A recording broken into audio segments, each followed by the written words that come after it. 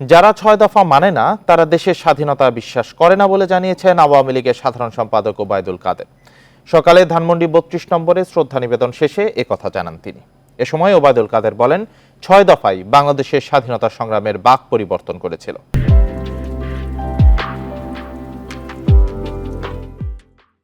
জাতির পিতার হত্যাকারীরাই ৭৫-এর পরবর্তী সময়ে ৭ই মার্চ ও ৭ই জুন পালন করতে দেয়নি। আমাদের ইতিহাসে বাঁক পরিবর্তনকারী, it was a turning point in our history.